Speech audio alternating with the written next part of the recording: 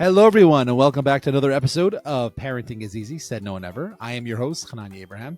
I am so excited to share with you an awesome conversation I just had with Kirsten, who specializes in teens and young adults, has an awesome camp that she offers. And this is a conversation that really is near and dear to my soul, being a therapist that works primarily with teenagers and young adults.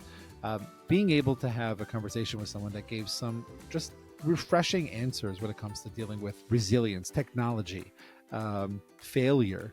There's so many awesome little tidbits, and we could probably make tons of TikToks just on the small little tidbits that Kirsten gave us. But I hope you enjoy this awesome conversation with Kirsten regarding our teenagers, how to deal with resilience, how to deal with failure, how to deal with technology, and how to deal with the healthy balance at home, and also being valuable as parents, something that we all need to be a little more and a little better about. So enjoy this conversation. I look forward to hearing more from you guys soon. As always, please like and subscribe wherever you are listening to this. Please post a comment below, and don't forget to email us for any questions, concerns, comments, or maybe future ideas to parentingiseasypodcast@gmail.com. That is parentingiseasypodcast@gmail.com. So, Kirsten, thank you so much for joining us. And I think this is something that was a long time coming between us and also for this podcast, because I think the topic, talking about teenagers and especially outdoors and camps and stuff, is there's so many different areas that we can explore when we talk about these topics. But I'm curious to hear from you. And what have you seen be so most beneficial when it comes to teenagers and being outdoors, and how it could be something that could be so growth for them, but also, and they're being in that environment, but also for their families? I think that one of my biggest observations is that teenagers need a lot of time doing things face to face, in person, and using their bodies. Because we live in an age where a lot of things are done virtually.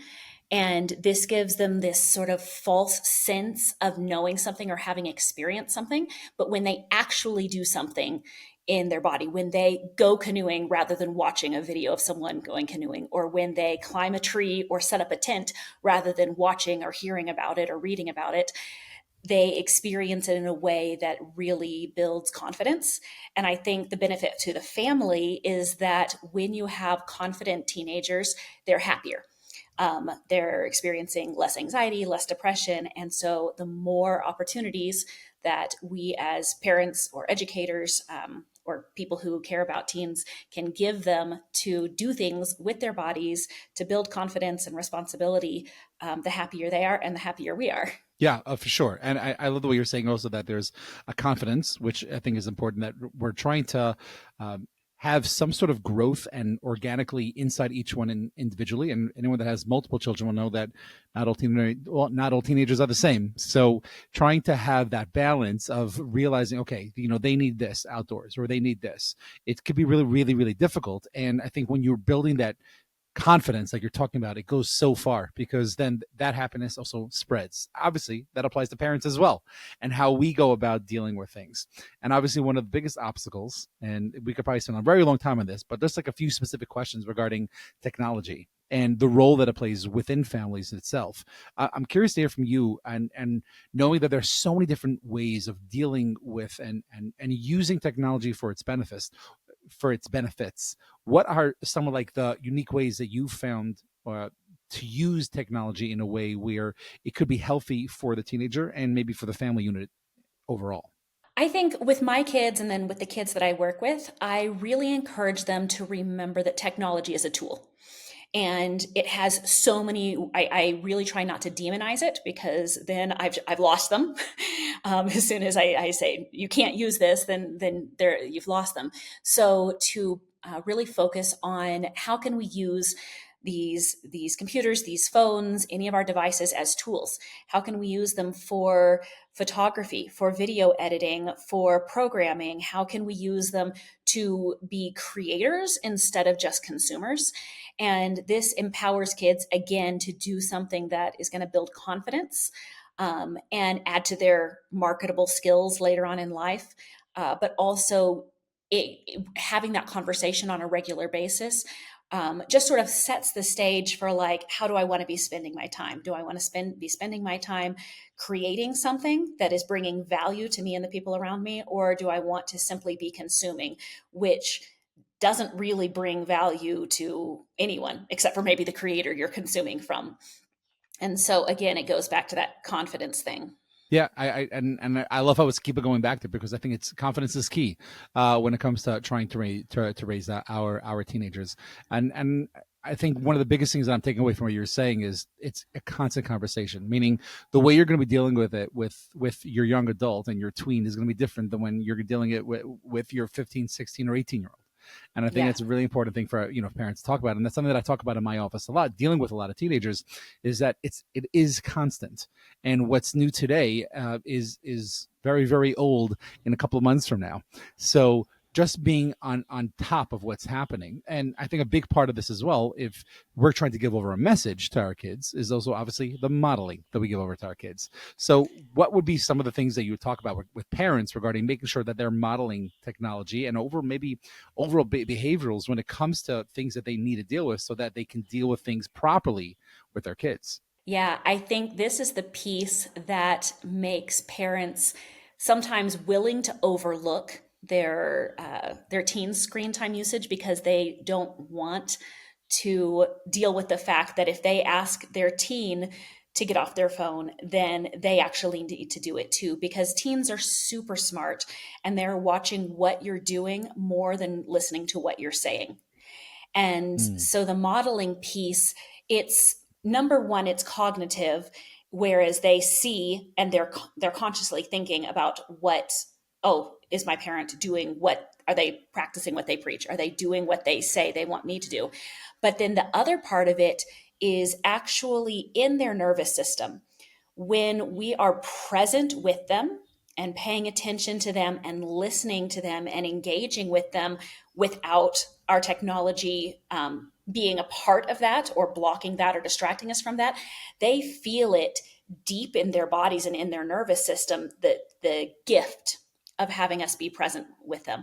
And that's something that is so much more powerful than what we say, because it's we are then not only modeling the making them, it's not just, oh, they feel good when we listen, but we are also setting the stage for what their expectations are for how their friends should treat them, what their expectations are for how their future partners will treat them, and how they will treat their friends and their future partners. Basically saying that if someone is important to you, you're present with them. You are fully engaged, you right. are fully listening, and there is no piece of technology or screen that is more important than the person you're present with, because we can talk about it until we're blue in the face. But if we are saying one thing and then doing another, they will never ever believe us, and they will never ever have the experience of Yeah. what it's like to have someone be present and be present with them, which is becoming rarer and rarer in this modern age of technology moving faster and faster, and it's the most precious gift we can give them. For sure, for sure. And using the word gift a few times over here, I think that's something that sometimes we don't even realize the gift that we have until it's like a little bit too late, especially when it comes to something like relationships. And I think if we're trying to give it over to our kids, they might not have a enjoyment or a dopamine rush from this conversation we're having after dinner about the presidential elections, or something else that is important to them that we might not have that much of an interest in, but because it means something to them, we're having that conversation, and that's a gift. And Mhm. that might not be something that they're going to gain from right this second, but because of the fact that we're keeping the door open and they can know that we can come in and they can come and go within this house, so to speak, as much as they want, and they're building that autonomy. It's so hard for them to sort of have a balance, because they're learning the concept of autonomy, independence, for the first time as they become teenagers. And it's like, how do I figure this out? How do I navigate? But if you have those relationships, those physical connections, those conversations, that's helping to build who they are, which is then helping to build confidence, then it's creating that healthy way of going about things. And obviously technology being one of, if not the biggest hindrance to that. But at the same time, I think there could obviously be a benefit to it. And I think nowadays, in order to deal with it properly, it has to be embraced and has to be used in a way where there are many positives when it comes to using technology. But I'm curious to hear from you regarding, are there certain like misconceptions that are involved when it comes to technology and a child development, and how would you go about dealing with parents that are, I guess I could say, too much to the way where no, this is never ever happening in this house, and having them see that there is something that could be done with this in a positive way? How would you talk to parents about that? Well, I think it's like anything. I think it is healthier to teach kids how to use it as a tool and to use it in moderation than to forbid it completely, because then you're setting them up sort of for like binge usage once they do get it. Having conversations and modeling and putting boundaries around teaching them how to use it healthily. It's sort of like, if a child is never ever ever exposed to or allowed to eat unhealthy food, then there is the Exactly. possibility that when they're around a bowl of candy, they're going to go crazy and be like, I want all of it. Or when they go to a friend's house and their parents aren't around, that they will overindulge. It's a similar type of thing. It's a human nature thing. Whereas if they are allowed access, but in limited quantities, or with a high awareness around what kinds of activities are safe, and the parents are involved and having a lot of communication around it, then they can develop healthy, age appropriate habits Hmm. to do with the technology, rather than it being an all or nothing kind of thing. Because as human beings, as soon as something is forbidden to us, it's like the secret forbidden fruit. And I've Exactly. talked to so many families that kids end up, they're not allowed to have something, and then they end up having it and hiding and lying about it, rather than having these open communication with their parents, which ultimately, having open communication is going to prevent way, way more problems down the line. Immensely. I mean, there's so much to unpack for everything you were saying. What came up for me, the first thing that came up to me was growing up in a home without a television for obvious purposes. I think there's a certain level of me going to friends' houses and then needing to watch more than play with my friends because of that, which is exactly what you're talking about. And then, as I see as I've gotten older and having, some of my kids having friends that are not allowed certain foods in their house, and most of them that come over and they're like, a kid in the candy store for the first time ever. And there's that level of needing to have moderation, which I think is really hard to teach. But I think one of the best ways to teach is to be able to model it and be able to say, you know what, I have a time and a place and a way to go about doing this thing. And if I'm going to work on, or if I'm going to be teaching you the concept of having a balance and moderation when it comes to technology, which there are many benefits to it, so then I have to model it myself. And I think that was one of the big takeaways I took away from what you were just saying. When it comes to a child watching their parent do certain things, I think there's a level of, oh, okay, so there is a way to go about having a healthy connection with it. But parents might overlook that because they want to have more time.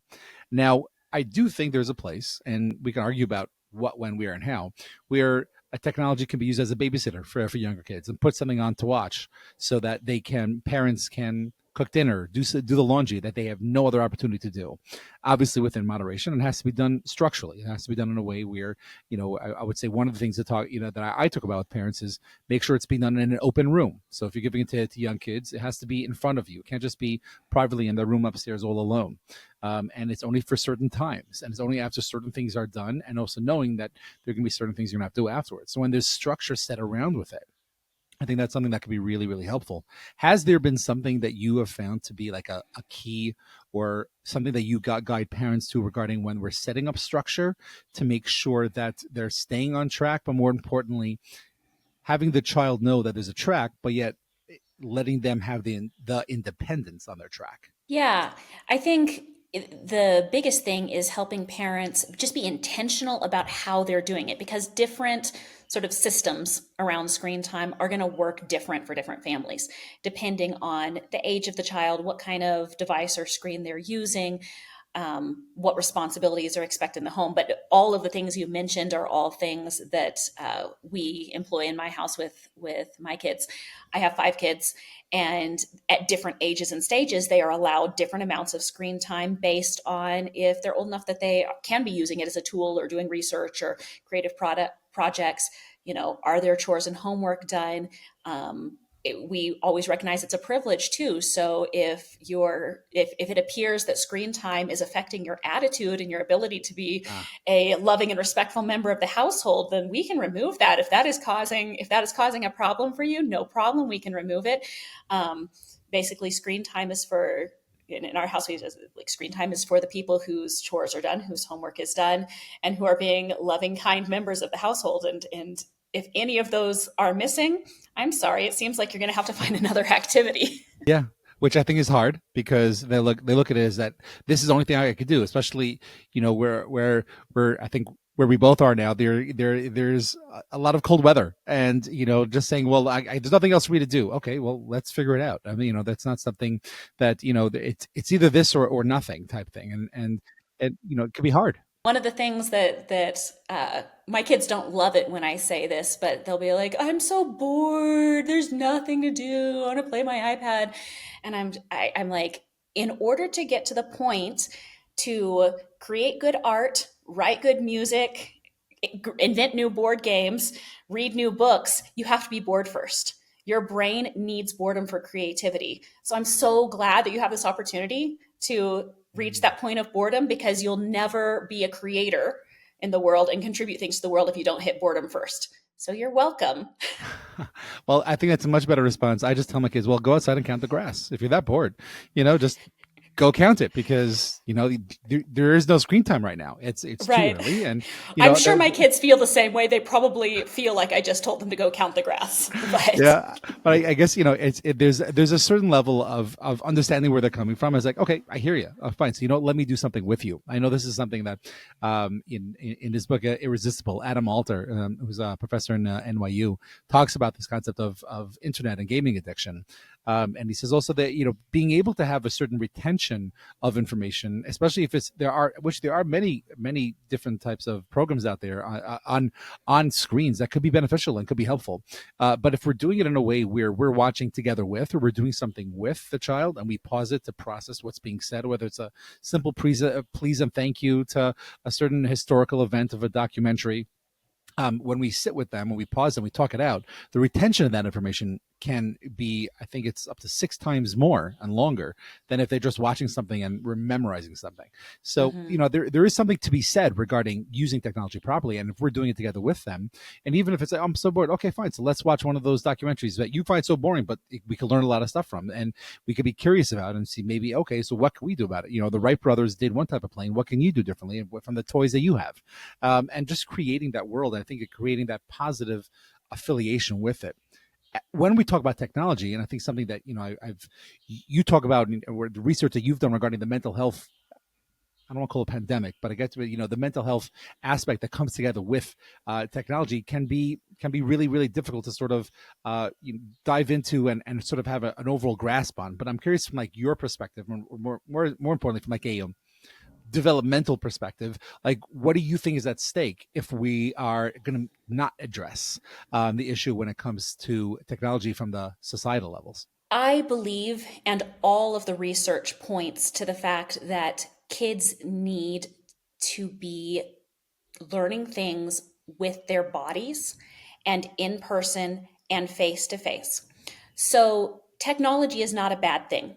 However, it has a high experiential cost if it is replacing too much time that kids should be doing these other things. Mhm. So, for every hour of the day that a kid is in front of the TV or the iPad or on their phone, that is an hour of the day that is not spent reading, writing, playing music, practicing an instrument, riding their bike, dancing, playing hide and seek, climbing a tree, moving their bodies, talking to friends.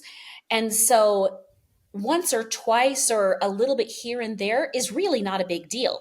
watching a movie once a week or whatever. But when you look at the cumulative time that is average for kids, let's just say in North America, kids are spending 5 to 7 hours a day of screen time. They're basically spending the vast majority of their time in front of screens. And so the opportunity experiential cost of all the things they're not doing in that time is fundamentally altering their brain development. And so their social and emotional skills are suffering from that. Their ability to focus and even be able to enjoy doing something that doesn't give them constant dopamine hits is suffering. Their ability to sit down and read a book or write a story or a letter, or even play a board game, all of those things become unenjoyable because it's not giving them the constant stimulation that screen time gives them. Right. And so the opportunity cost that happens over the course of months and years is completely changing the way their brains develop. And the rates of anxiety and depression have skyrocketed since having screens has become such a commonplace thing, and since most teenagers now, preteens, are carrying little screens around in their pocket, they can be on them pretty much constantly unless there are some sort of boundaries or limits put on that. And it's changing their childhood. Oh, big time, big time. It's very much changing, and I think that in itself is, there's so much to unpack and everything you're saying over there, Kirsten. So I guess my first question is, when people are coming to you and saying, the issues they might be having, whether it's behavioral or mental health, are there certain guidelines that you have regarding talking to people regarding when parents should be giving a child a phone, and like what are the guidelines or parameters that you would set with that as you're having those conversations? Every family is different, but what the scientists and the research are saying now is that if you can put off giving a smartphone, not a regular phone, like the old fashioned phones that just talk and text for kids Flip to take phone. and be able to, yeah, the flip phones for kids to be able to just call to get a ride home, or to text their mom to be like, okay, practice is going to be done at 4:30, or those kinds of things. Those don't seem to have any significant impact on mental health or development. It's the smartphones that are having the biggest impact. And so, what the research is saying is that if you can delay a smartphone until age 14, there's a really critical period of development between ages 11 and 14 of social emotional development where kids really, really need to be present, to be focused, and to not have that distraction. So delaying it even to age 14 will make a massive difference in their social emotional Yeah. development. And if possible, delaying the use of social media like Instagram and TikTok until ages 15 or 16. Yeah, And I different agree with that. families are going to approach that differently, but I'm just relaying what the research is saying. Yeah, I think it's dead on with how I know I go about it in my practice and talking about it. I think one of the most, I guess I could say, powerful, but yet also most hardest to find ways to have some sort of filter, pardon the pun, when it comes to doing these things properly within different ages, is community. And when there's a community there that is all together, whether it's a class of the sixth grade girls, or and or some other age or situation where it's people coming together and saying we're going to do this for our children, I found that has been like the ultimate superpower in a certain way when it comes to dealing with it, and something that I advocate and I talk about a lot in my room. I got originally from one of my mentors, Leonard Sachs, who has written a lot about this stuff and communication in general. But I think the concept of being able to say, well, this community, we don't do this. So you can't come back and say, all my friends have, no, because actually I know they don't. They all have flip phones. So if you want a flip phone that has texting, no problem. For your 13th birthday, that's what you're going to get, or whatever it is. I think setting that up in a way where the things that you're doing together as a unit, not just a family unit, but it goes really far. And I would go as excuse me, I would go as far as to say is that if there's a situation where a child is going to start feeling alienated and left out because we don't believe you should be any cell phones before the age of you get your license. So then this kid's going to feel completely not connected to anyone else. And what's that going to do to their social emotional growth and development over their early and very, very important teenage years? So that comes into play as well. And it's, I think, probably the most difficult part to get at finding a community, whether it's finding it through a school, through the area that you live, Facebook, and having some community where that your kids are a part of as well. It's not just about your community; it's about the community your kids are a part of, and doing it in a way where it's we're all in this together, and no one can fold. I'm curious, based off of this, is there something you would recommend, or is there a way that people can foster that the community feel that will be able to, I guess you could say, keep things as calm and as quiet when it comes to social media and technology as possible? Yeah, I think everything you just said is super, super important because everything is easier done in community when there's some accountability and that you're not alone, and especially for kids because this is the age where they desperately want to be like their friends and to be cool and to be fit and to fit in. And so I think the younger we can start having, the younger the kids are when parents start having these conversations, the more time there is to talk to their friends. If you can talk to your the parents of your kids, your kindergarten kids' friends, you have a way head start on being able to say, like, can we commit? There's a program or an organization called Wait Till Eighth, which is it's a classroom initiative where people can go on and sign a pledge form at the Wait Till Eighth website, and they will get some information, and they will basically be given information to promote it in their child's class. And the goal is to get a minimum of 10 people in a child's class to all sign this pledge that they'll wait to give a smartphone till 8th grade. And I think it's just utterly brilliant because they're also sent educational information. They're sent suggestions for how to talk to kids, and then knowing, and you get a list. It's not published publicly, but within that class, the parents all get a list of all the other parents and kids that have made that pledge of wait till 8th. And so when their kids come to them and say, well, everyone else has a smartphone, they can be like, well, look, it looks like Sarah and Mason and John and Avery are all, none of them get a cell phone to their 8th. It's kind of like, oh yeah, okay. And so having that in our local community, in the community of teens that I work with, we don't have a specific rule about, oh, no cell phones here, but we do have a lot of talk about, like, when we're in the spaces, like, remember to be present. Like, we're here at this activity, like, we're here to be with our friends. We're here to be present. If you're going to pull your phone out, please be using it as a tool. Be taking photos, be taking videos. Using a timer. If you're going to share, using a timer, sharing your music, those things are great. We encourage those usage, but don't ever let your cell phone be something that's blocking you from connection with your friends. Like, we are here to be present. And so it's a constant conversation reminder, and it's not in a negative way. We're basically reminding them how important their friends are. For sure. And their physical friends, and putting them in the place of having that authentic connection, other words that I like to use, and which is obviously something when you're having that authentic connection, it's going to be really hard for teens. And I'm curious, what role and how can parents foster that authentic connection, especially in situations where that social media or that phone use is more rampant? I think having those sort of standards in our households makes a big difference. So, for example, my daughter's 14. She just got Instagram, but the limit on her phone for her total usage for the day is 45 minutes.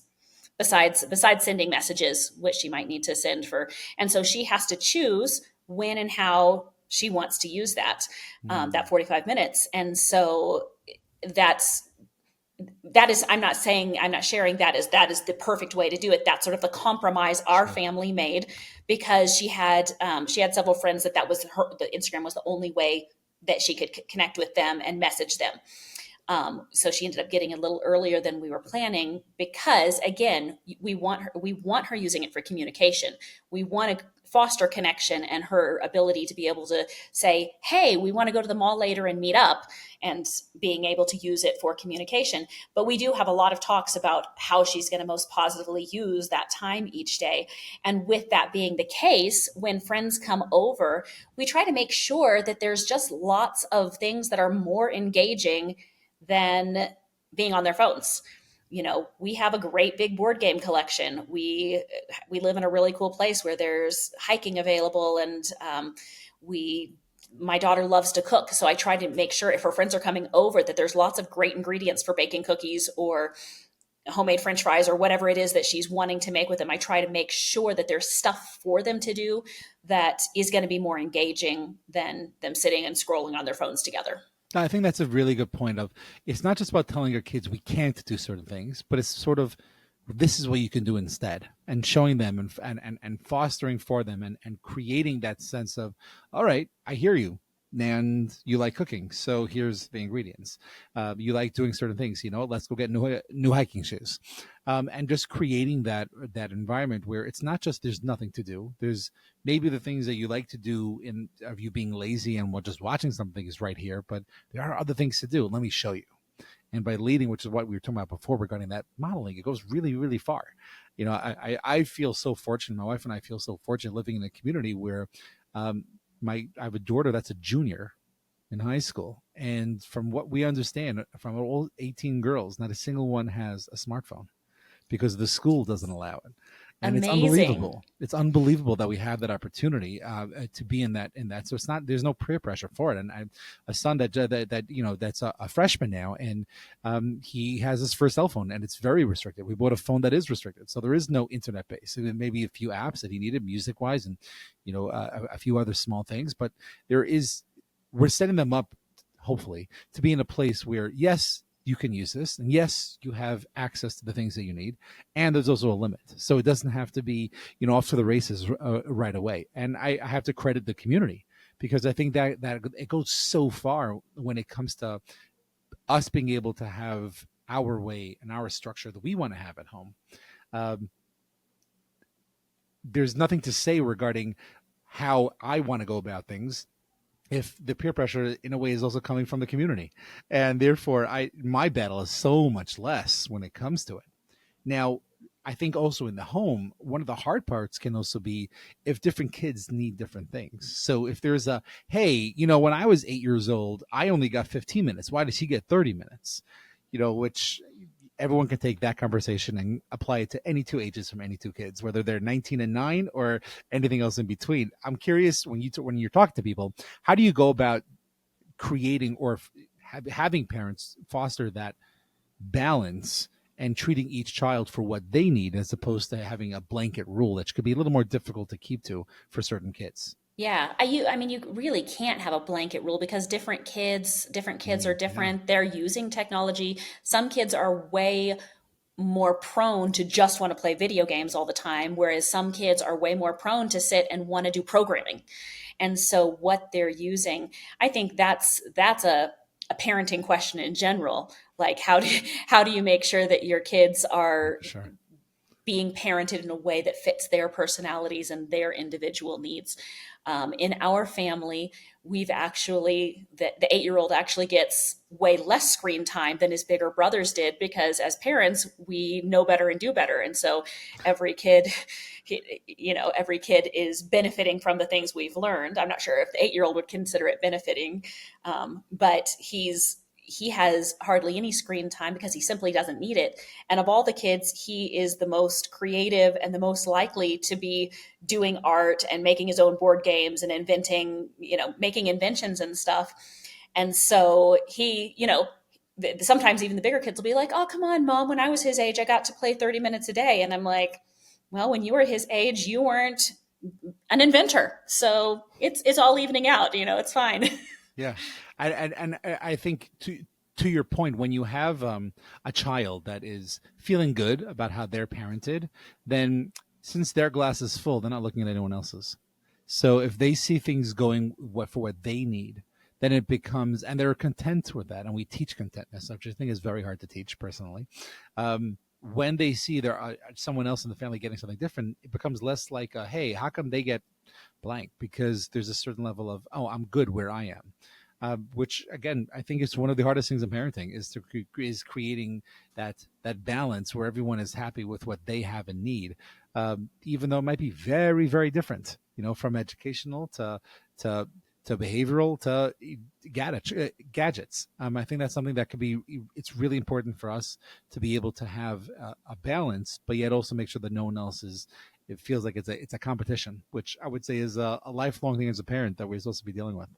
Yeah. Um, you in general, I think one of the things that I really took away from knowing the work that you do. You talk a lot about the concept of building relationships through resilience, and obviously we talk about technology for a lot, and there's a lot of resilience that comes with technology. But I think that overall, there's obviously a feeling and a certain character that comes with that resilience that we can build within ourselves, and how that through shared experiences is something that can really benefit the growth of a child.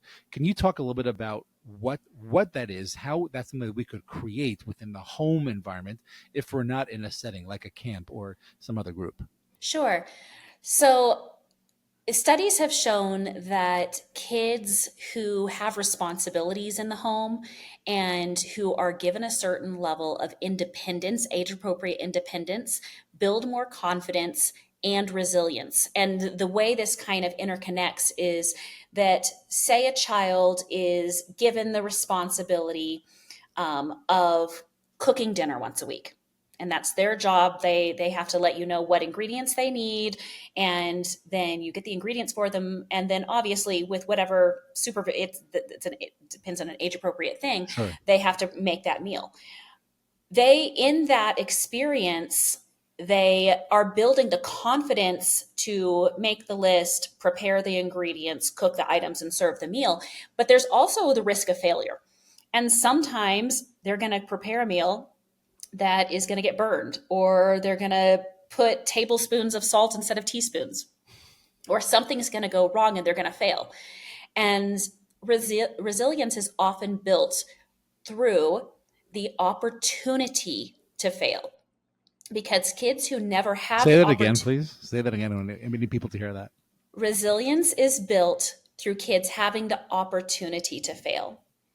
Beautiful. Because kids who never have the opportunity to fail become afraid and anxious, and failure is built up as this big thing. If I fail, it's the end of the world. And kids need both the chance of failing and sometimes succeeding, and the chance of failing and sometimes failing, and feeling what it feels like when the world doesn't end. And that's If okay. Yeah, and it's okay, because you learn from it, you grow from it, you bounce back. The next time, like with the example of the cooking, you make the tablespoon, teaspoon salt mistake one time, and you're never going to make that mistake for the rest of your life. You pay attention to those kinds of things. And it's so important for them to have the opportunity to do things in a low stakes environment. Ruining dinner once in a while is so low stakes, but the amount of times that they do it right, the confidence building is so great. And if they fail once or twice, it's okay, because they know that they've done it right before and that they can do it right again.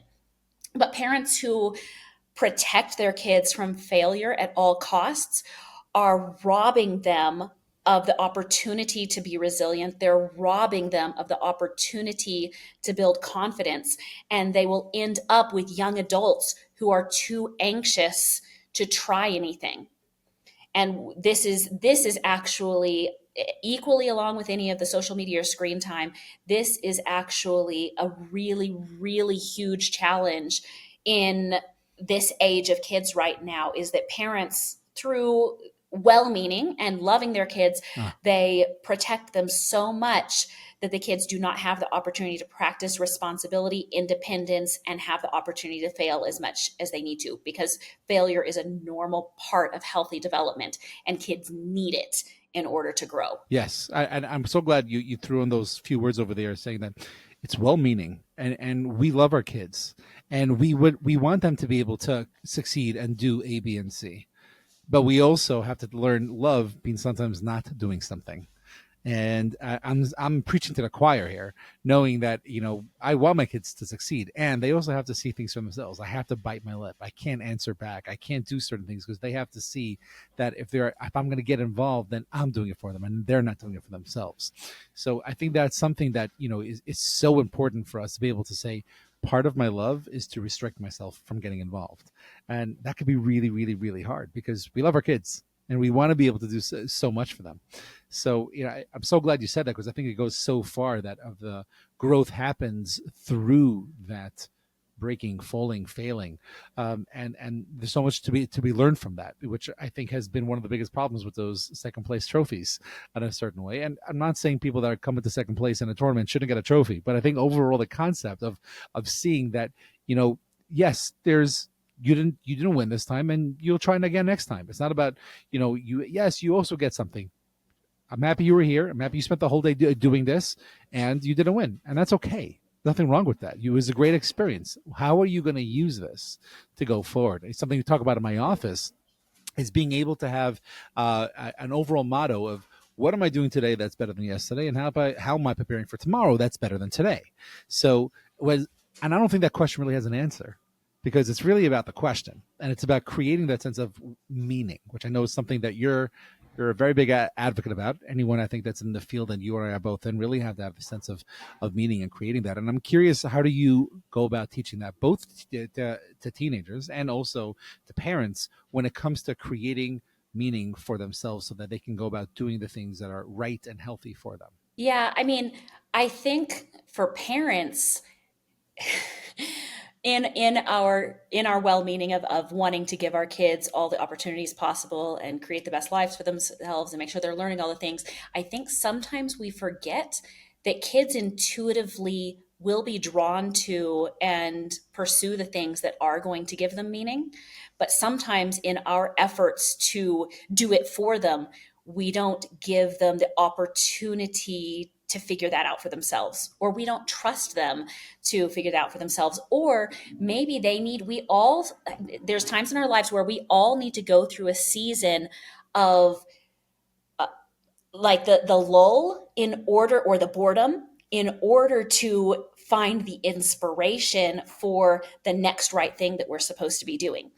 And sometimes we see our kids in a little bit of a lull or in a season where they're kind of like floundering and searching for that next right thing. And we're so quick to throw options to them or to sign them up for things or whatever that we forget that sometimes they need to discover that for themselves. Sometimes they need the space and the time to do that, and we need to listen to them because they often will be drawn to the right things for them that we might not have chosen for them. And we as parents have to remember that they are individual human beings that are autonomous and separate from us. Especially the older they get, the more they have to take that autonomy, in age appropriate steps. They have to take that autonomy and they have to be given opportunities to make some choices. And again, some of them we might be like, that is not a good idea, but we have to let them try it, We have to because bite it our might lip. be through trying it for them to figure out, like, oh, you're right, that wasn't a good idea. But they wouldn't have listened to us if we had just Oh told them. yeah. They have to try it, find that out for themselves, that it's not, and that those are opportunities to pivot. Yes, yeah, very, very well said. And I think when we allow them to do that, it sort of lets them see, okay, so what did I learn from this? I know I saved the money to buy a violin, but I'm realizing what it's going to take for me to do this. I got to do something that's a little easier and something that's, I could do in like a group setting with other people to learn. And okay, fine. So I wasn't able to do what I wanted, but I could try something else. And there's always another option. Our God, as parents, and the way I talk about it in my office a lot when dealing with a lot of teenagers and young adults, is the goal of parents and what we're doing throughout our entire life is for our kids is creating these little, call them jewelry boxes of little tidbits of amazing things that we're trying to give them. And throughout their life, they're getting more and more and more and more of these little boxes. And they're creating a room full of these things throughout their lifetime. All of a sudden, when they come of age of being independent and autonomy, teenager years, whatever you want to call it, there's a certain sense of like, hey, I can open this front door. and I can do certain things. And they're like, okay, so let me pack up everything from here. And they try going out the front door. They realize not everything's going to fit. And they have this big bag where everything is in. And the bag's not going out of the door. The job of the parents then is to stand by that front door, put their hands out, and watch the kid as they take out little boxes of jewelry and put it onto their hands. And as they try getting out the door, they realize no, it's still not small enough, and they keep on putting little jewelry boxes there. And then what happens is over time they're like, oh, okay, I can go. But then they leave the house. They go 100 feet. They're like, oh my god, this bag is heavy, and they have to go back and give some more. And then what happens over time is as they can go further and further down the road of their independence, they might like, you know what am I going to do in this situation? Let me go get one of those jewelry boxes I have for my parents. The role of the parents is to make sure that they're standing by the door so that the kids can always come back to it. The way I like talking about it is creating and harboring a situation where we create a world of, I can't wait to tell my parents, as opposed to, my parents can't find this out. And I think that's something that's lifelong. And when we're talking about whether it's technology, which is a big part of our conversation today, but yet also when it comes to, I think, any sort of failure that they might have, and resilience that we're trying to teach them, and modeling, which is such a big part of what we do.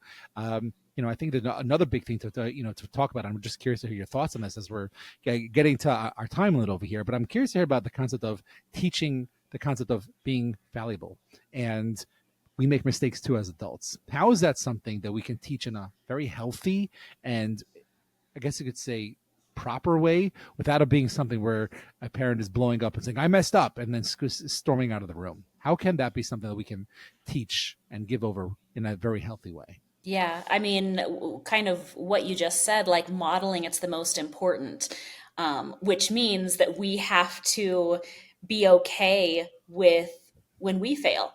And I think being really honest with kids, because I think I think it's becoming more acceptable now, but I know in generations past it was not, like, failure was not okay. And if you did fail, you would hide it from your kids or from your family because you need to appear infallible and like you have everything all figured out. But I think it's really important for kids to see that their parents make mistakes too, and to let them in on the process. Like, I'm really going for this promotion.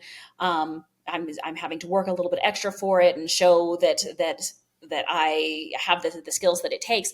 And then if it doesn't happen, showing them a healthy way of handling it, which is like, I'm really, really disappointed. I think maybe tonight I just need to eat a bunch of ice cream, but then getting up the next day and moving through and knowing that, and showing them and talking, having conversations like, my value isn't based on one promotion or one test or one audition or whatever the one thing is. Our inherent value is in who we are as a person, not in any one thing we do. And I think that our kids are watching those things, and that they are going to be more comfortable coming to us with their failures if they've seen us be gentle and forgiving of ourselves and them in previous situations. Yeah, very well said. And I think that honesty is really, really important over here. So I have one last important question for you, just, to sort of try to give us a vision of what things can look like when we talk a lot about technology, and if it's something that's not going away anytime soon. I'm curious, when we talk about the future of families and what that looks like regarding a healthy balance between technology, between outdoors, and the physical world in general. What does it look like to you? And what do you see down the road for there being the most optimal and healthy thriving of living? And what roles do us as parents and educators and leaders need to play when it comes to doing what's right for our kids? I think that all of us and our society in general is coming to the point where we're realizing that we all have an overusage or perhaps even addiction to our screens. And I think that our kids are smart and intuitive and sometimes more tapped into their, sometimes a little bit more tapped into their intuition. And that as a society, there is going to be, starting with conversations like this, there is going to be more of a movement to just be really, really intentional with our technology usage. I think that as AI comes in and really changes the job landscapes, that those of us that are raising kids in intentional environments where we are present with each other and where we are giving each other that gift of being fully engaged, and we're raising our kids to have skills that are physical and in person, that those jobs and those relationships will never be able to be replaced. The things that are high touch and the people that know how to engage and know how to have a conversation and dialogue with eye contact and good social emotional skills, Authentic conversation authentic and conversations, connection. and being I think authenticity is going to Mm. be a value that is going to be sought for in a world that is Yes. increasingly and like ever increasingly becoming more and more dominated by technology.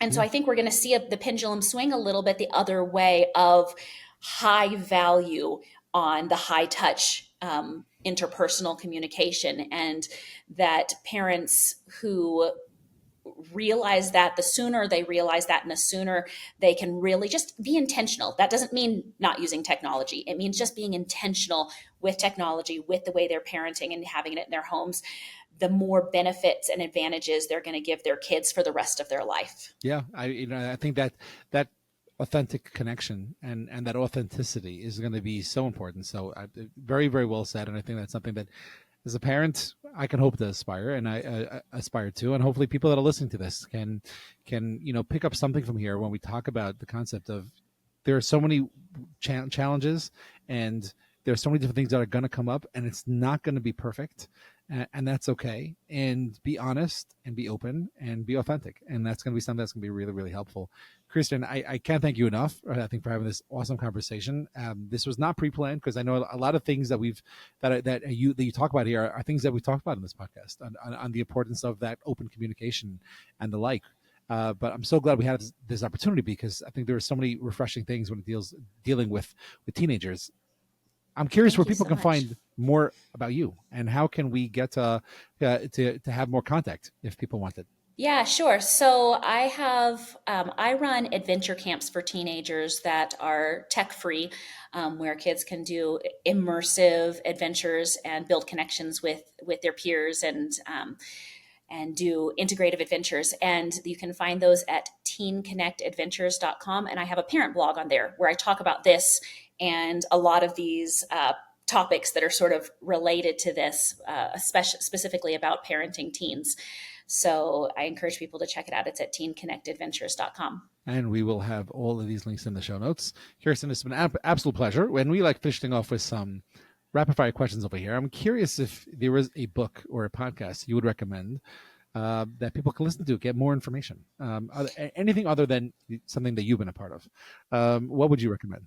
I really, really love, so I'm going to recommend two things. I really, really loved the book that came out last year, The Anxious Generation by Okay. Jonathan Haidt. Jonathan Haidt. That was a big part of my research project that I did last year when I was writing my book. And then Brene Brown did a series in her podcast last year called Living Beyond Human Scale. And it wasn't specific to teenagers, but as a parent of teenagers and raising young people in a world of technology, it was about 11 episodes that was talking specifically about our human usage of technology, how fast it's moving, and how it seems to be growing beyond our capacity to be able to really fathom and process, and what that looks like ethically for the usage. And she went into different aspects of AI and facial recognition and lots and lots of different aspects for just from a really really thoughtful a really thoughtful way. Okay, so that's something maybe if we have opportunity, if we're allowed to, we'll try to post one or two links from both the book and also from Brene Brown's podcast. Kirsten, if you could think of anyone in history that you would like to have brunch with that's not alive and not a relative, who would that be? I don't. Oh my gosh. um, well, this probably will seem a little bit silly, but I'm a big fan of Jane Austen. And I love her. I've grown up loving her novels, and I love the way her brain works, and a lot of the just very clever, thought provoking things that she incorporated into her novels. And I think that she would be a fabulous conversationalist to have brunch with. Oh, that sounds really cool. That's awesome. That's original answer to this podcast. So that's thank you for that. And I'm curious if you can think of a everyday mundane superpower that you would like to have as a mom. What would that be? Oh, an everyday mundane superpower. I think that if I could be present, like divide myself or multiply myself rather, and be present in more than one place at a time, like be able to take all of my kids on a one-on-one get out date, at the same time, and not have to fill up 5 afternoons a week doing something like that. That would be great, so that I could give my one-on-one attention to more things. That's awesome. Okay, that's a great answer. I approve. Kristen, thank you so much for your time today. Thank you so much for having me. It was a pleasure.